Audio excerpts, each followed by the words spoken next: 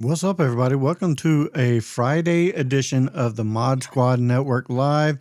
Felix just woke up. He's sleepy-eyed and buggy-eyed and all the eyed he can because we are going to be reviewing Scream 7. At least Felix is. Felix is the one who saw it. I didn't say it. Felix saw it.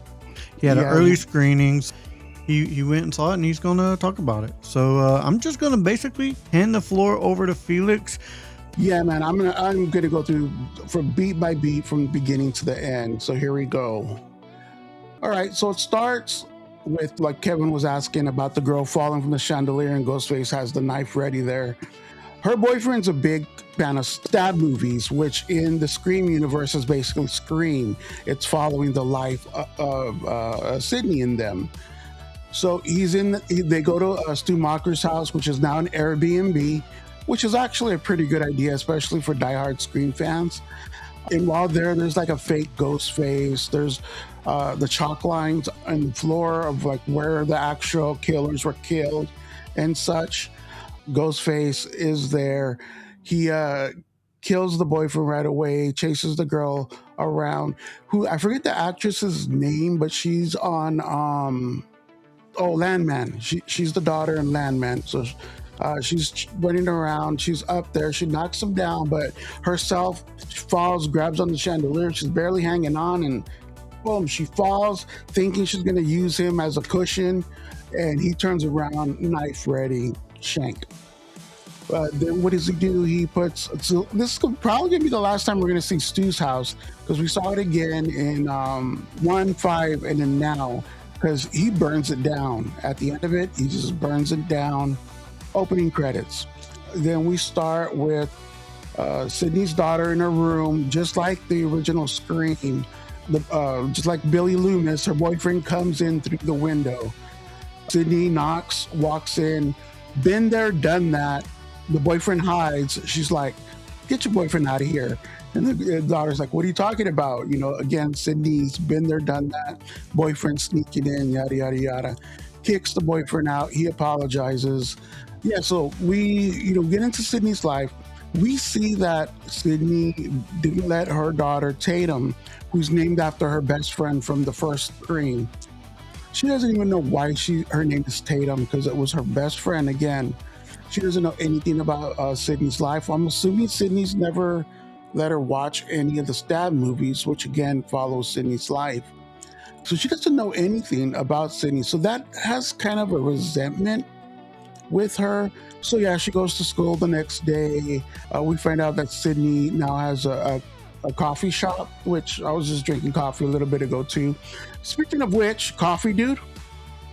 If you would like to help the Mod Squad out financially, you can scan this QR code right here or go to buymeacoffee.com/Mod Squad and buy us a cup of coffee. We love coffee. All right, so then we catch up with Sydney, who has a coffee shop.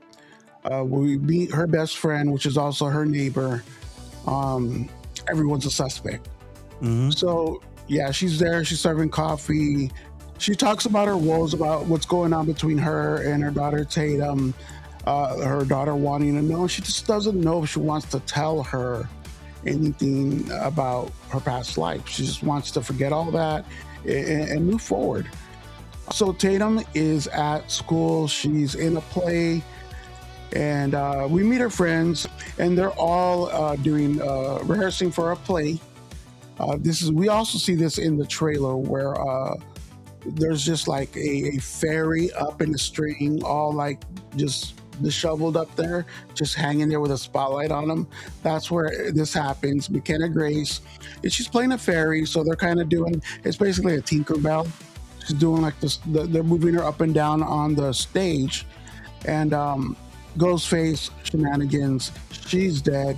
She's hanging up there. But Ghostface calls her, and then Sydney's like, whatever. She gets these calls all the time, so she's like, whatever. And he goes, turn on your video call. She turns on the video call. It's Matthew Lillard as Stu Macher from the original movie.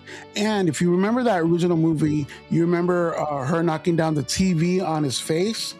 Yeah. So he's got all these cuts and scars on his face. So his face is all scarred up, right? And she's like, "You're dead. This has got to be AI or deep fake or something." He's like, "Nope." And I'm outside your daughter's gymnasium right now, where she's rehearsing for the play. What does she do? She grabs her gun, calls her husband Mark, which is this is what I was talking about in the beginning. Originally, the name is Mark, and if that name sounds familiar, we remember in part 3, Patrick Dempsey was named Mark Kincaid.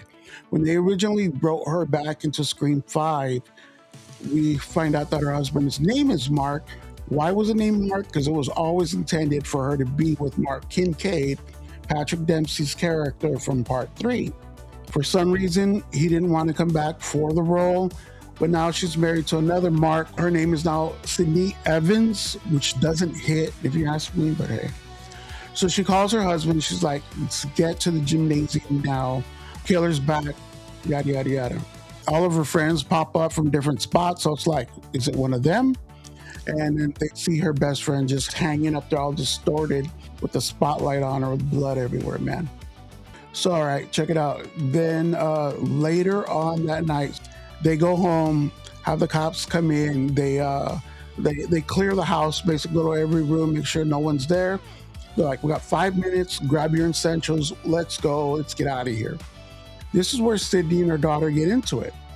Her daughter's like, "I want to be like you." And she doesn't say this, but basically, "I want to be the final girl. I don't know anything. I don't know how to defend myself. You've been through all of this, and you've never shown me the ways. And I feel helpless." And she's like, "You know what? You're my daughter. I've been through this. I know what it entails. Just get your shit. Let's get out of here." Cops clear the house. They start getting their stuff, but they didn't check the attic. The attic opens up. Ghostface is there. He gets into it with the husband, Mark. He knocks him. He throws him down the stairs. So Mark hits his head and gets knocked out. So what happens? Sydney gets her daughter. Who it looks like her daughter doesn't even know that there was a safe room in their house. She like opens up something in her closet, does the code, go in. Ghostface almost gets them. They're in the safe room. In the safe room, though, there's actually a secret exit to get out of the room. So that's when they go through the walls, and that's the part in the trailer where Ghostface hears something through the walls and kind of like taps his knife through it.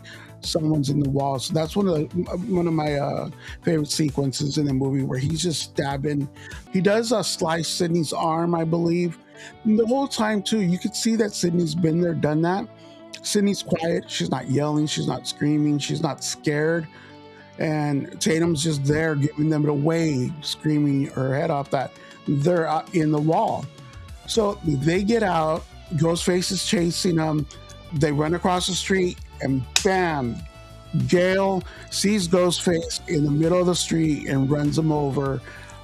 Love her intro, man. Literally runs him over. And which you don't see like the car coming up or anything. You see Ghostface chasing them, and then bam, he gets hit. Gail jumps out of the car, and the twins, I forget their character's name off the top of my head, but the twins are there also, and they're helping Gail. She got fired from her TV job, so she's like starting her side podcast, crime reporting type thing. So they're there to report. You see Sydney look kind of pissed and walk up to Gail. She walks up to her, and then she just gives her a big old hug, thank you, yada, yada, yada. Hold on. Oh, shit. And one more. One more toasty. There we get it. Thank you very much for the coffee. It's been a long morning. Coffee keeps us energized. Thank you very much. I appreciate it. You are awesome. You're going to get a good morning. Toasty. There you go. Let's run a poll real quick. We do have a poll, so check it out. When do you plan on watching Scream 7? Opening weekend, first week, first month, paid streaming, free streaming, or me, which is not an option, probably not going to see it. You know what? We should have done that. We should have done that. So it's OP for opening weekend, FW for the first week, FM for the first month, and these are all hashtags. Uh, so yeah, they do the whole Scooby Doo, which I got to give credit. I saw that thumbnail Kevin created, and oh my god, I'm like, dude, this is one of my favorite thumbnails out there, man. Just like Kevin did the Scooby Doo thing when they take off Ghostface's mask, which is this is like a third way through the movie, which doesn't happen to the end of the movie normally, but they take off Ghostface's mask, and it's, drumroll please, they have no idea. It's just some random guy. And then Sydney remembers at the coffee shop earlier that day, she served coffee to this guy. Who is this just random guy? Turns out he's some dude from the insane asylum. So Sydney's like, I need to get my family out of here. And Gail's, come on, Sydney, we can't just let this go. We're going to investigate. You know, this ties back to you. It always comes back to someone you know, someone from your past. We got to go check this out. So they get to the insane asylum. They got some guy who's played by Ethan Embry, I believe. Why do I know his name? Because he was on The Walking Dead season 6. And he's walking them around, and he shows them the room of this random guy that, and they don't find nothing in the room. Then they're like, you tell us more about this guy. And he's like, well, he was friends with John. Who's John? And like, I don't know, we called him John Doe, alluding to Stu. They're like, this guy was a John Doe in the late 90s. Face was scarred up. He didn't know who he was, where he's from. He was here. When did he get let out? It was the same as the guy that was trying to kill them. They both got released 2 weeks ago.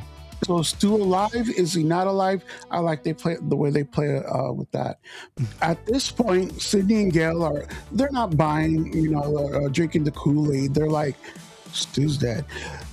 What the fuck? But could he be alive? So at this point, the police have Sydney's phone on tap, and they're like, next time he calls you, we're going to find out, where he's calling from, who he is, yada, yada, yada. So they're waiting, no call. They're like, how do we get Stu to call you back? And Gail's like, we do the one thing I've been asking you to do since 1996. Because if you remember through all the movies, she's wanting to interview Sydney. And Sydney's like, I'm not doing the interview. I'm not doing an interview. And maybe this will get him to call back. So they decide to do this. And long story short, too late. So they go back to the town Sydney lives. So while all that is going on, Mark, Sydney's husband, and daughter Tatum are in the house with the twins. And Randy's niece, she goes, Tatum, it's always someone you know. So at this point, town's on lockdown. So you see all the stores closing up shop, everyone's leaving town. And this is where they play, which has been on every Scream movie except for, I believe, Red Right Hand. They play that song in the movie while everyone's closing up. So the town's vacant. One of Tatum's friends' parents own a bar. They get all their friends. They go to the bar. They're there. This is where she does her little spiel about who can possibly. She goes down the list to all her friends. Tatum doesn't want to believe her because earlier on they're like, it's always the boyfriend. She doesn't want to believe it's her boyfriend. So when they're done, they're about to leave. The boyfriend's going to take Tatum home, and she finds a laptop, and she finds deep fake of her boyfriend and Stu. So she's like, oh shit, it's you. He comes in the car and she just whacks him with the laptop, knocking him out, takes off. The bar's locked, and she just takes off running down the street. This is where in the trailer we just see her yelling for help, and there's no one there, no one helping her because there's no one in town. She's running. This is the part that gets under my skin the most out of this whole movie. So at this point, they do the interview. I try to speed up a little bit. They do the interview, which Stu calls them. It's from here on out. It's been just video calls, so we could see that it's Matthew Lillard's character. He's like, "Well, did you know that your daughter's with her friends at the bar?" She's like, "No, they're not. They're at home." Then Sydney can't get a hold of her husband, Mark. who was attacked by Ghostface and is shanked and is laying bleeding out. Is he dead? Is he not dead? We don't know, but he's in the garage bleeding out. Sorry, I skipped that a little bit ago. So what does Sydney do? Does she get a ride from Gail? Does she get a ride from the other people there in the background running this interview? No, she decides to run.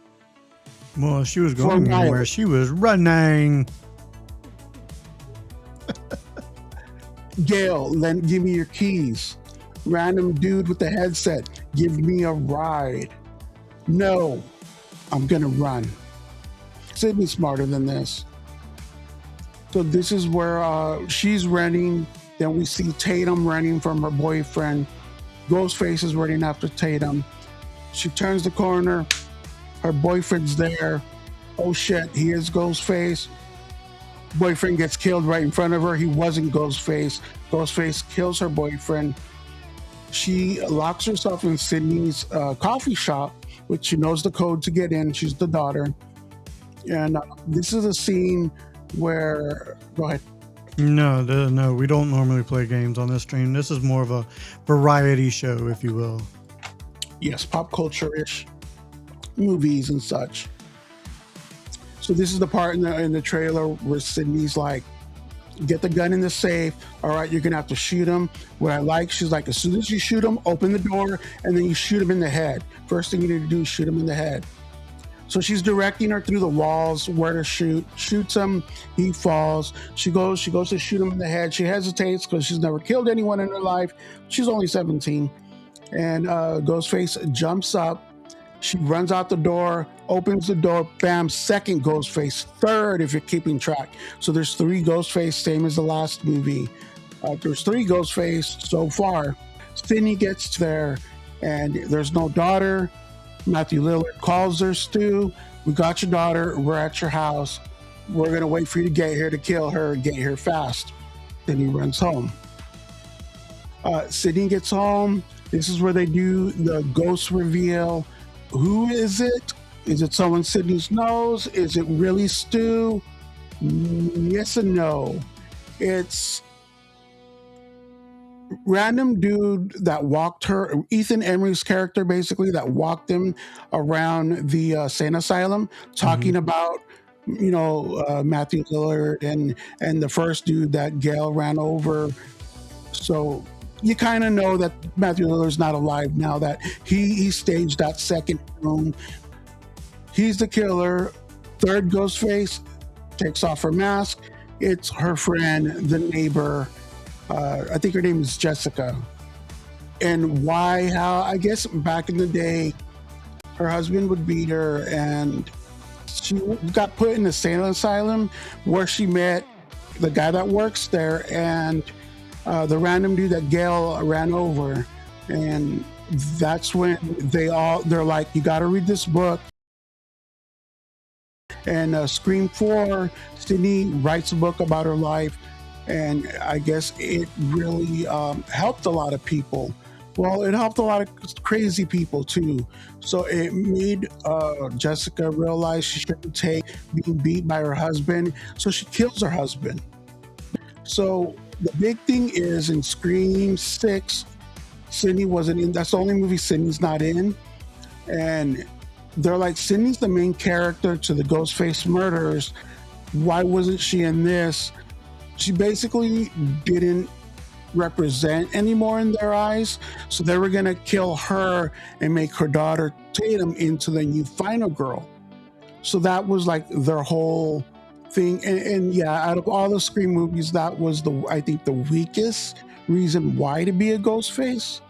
I mean, I like the whole reading her autobiography and that helped them in their life, but as a reason to want to kill, because she wasn't there in New York, which they do mention throughout the movies.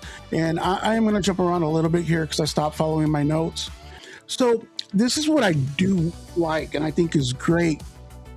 These people are getting stabbed in every movie, but you never see nothing. In the next movie, they're fine. But finally, you see that Gail has trouble with her left arm. She got stabbed in the last movie, New York, which again gets brought up that Sydney wasn't there. Yeah, she wasn't in the movie. I'm not going to get into why, because that's a bunch of other BS that we're not going to touch in this. But Gail was stabbed, messed up under her side, if I remember right. She almost died, and now she has pain and she doesn't have strength in that arm. So she like drinks coffee. She uses two hands. And later on, you see her taking a pain pill. And that's what I like. Finally, you see repercussions of what happened in the other movies. You're going to get stabbed. It's going to mess you up. You're not going to show up in the next movie. Fine. You know, and Sydney's like, I apologizes to her. I'm sorry I wasn't there for you in New York. It's where Scream 6 took place. I couldn't do that again. You know, I just want this to be done and over with. So yeah, after the reveal, they pull Mark from the garage, who's alive still. You see all the shank wounds, and he's all full of blood. He's just laying there at Tatum's feet, which while they're giving their monologue about why they're Ghostface and such, he pulls out a knife and cuts Tatum free because she's duct taped to the chair. Because when Sydney gets home, they're, oh shit, I left this out. So when Sydney gets home, there's different TVs there, and it's Stu. And then it goes and it's Mrs. Loomis, who's Billy's mom, who's the killer in Scream 2. Then it's Roman Bridger, her brother from Scream 3. So they're picking out all the Ghostface, and it's the actual character that played them. Then finally, it's Dewey. So they're deep faking but it's the actors playing the roles. I thought that was awesome. The way they did it's a little cheesy, but I thought it was cool the way they brought other people from Scream's past. In the bar, they kill all of her Tatum's friends, and the twins got shanked up too, but they end up surviving, which was a plus in my book. So at the end, long story short, too late. They kill Jessica. They stab her up. Sydney, they're in the garage at this time. She gets a screwdriver and does the whole, to her stomach, shanks her up real good. She falls. Tatum comes in, shoots her, and she's like, in the head. She pops up and she's like, Sydney, you're past your prime, yada, yada, yada. Then Tatum and Sydney just unload on her head. Both of them. And then Sydney's like, past my prime, fuck you, or something like that, and they walk away. I'm paraphrasing there. So at the end, Mark is alive. He's put in the ambulance. I think it's going to be the new Dewey, where you don't know if he's dead or alive till the very end when he's getting put into the ambulance. And then again, Sydney tells Gail, I'm sorry I wasn't there for you in New York. I'm sorry that you're going through all of this, health things alone. And at the very end, too, Gail gets there and she doesn't even care about doing, the news, the interview. She just goes to her friend Sydney. So we see that for the first time in this movie. She doesn't care about her career.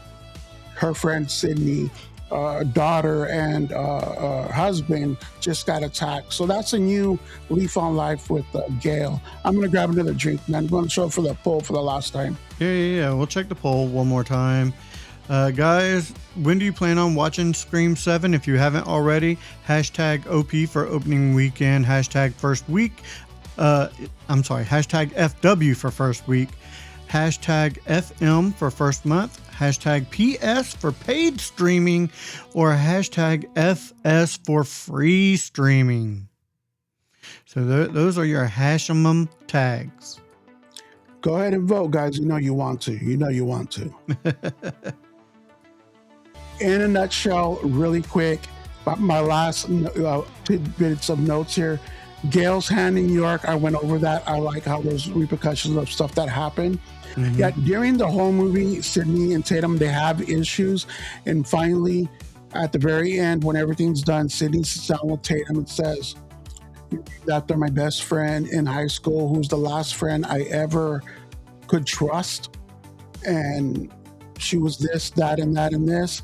And that's what I see in you. That's why I named you that. I went over Jessica telling Sid she was past her prime. The twins, again, Randy's niece and nephew. They were fun. You could tell they were enjoying this movie, and they were fun. I really like seeing them. And for the first time in a screen, there's a mid-credit scene, and it's just the twins, and it's just a good time. Last thing, Scary Movie. Both Paramount owns runs Scary Movie and Scream. So basically, we saw just before the movie, we saw the new trailer for Scary Movie. Martins are back. The trailer, we got to do the trailer reaction, man. That trailer was so good. Strong Hands is back. It's you're gonna love this trailer, dude. You're gonna want to go to the theater for this movie. So there you have it, man. My whole rundown of the Scream. I may have left things out. It's hard to believe that you did. All right, guys. Thank you for watching. We're gonna run a giveaway because we do have a giveaway for this. So definitely. We're going to run the giveaway. Felix, you want to go ahead and run it? And remember... Go ahead. And you remember, you must email themodsquadnetwork@gmail.com to officially claim your prize. Go ahead and run that giveaway, bud. All right, check it out. Before I run it, hit us up at the official Mod Squad community on Facebook. Also, while you're at it, check out all of the other channels associated with the Mod Squad. You got Kevin's channel, Back to the Retro Review. You got Dank's channel, the Daily Dank, and you got Freddy's channel, Bracket Bastards. The links to those should be down in the description. Good luck. Here we go.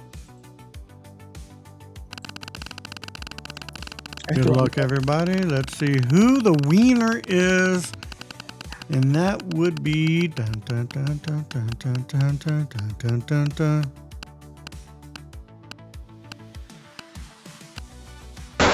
Jason Fico.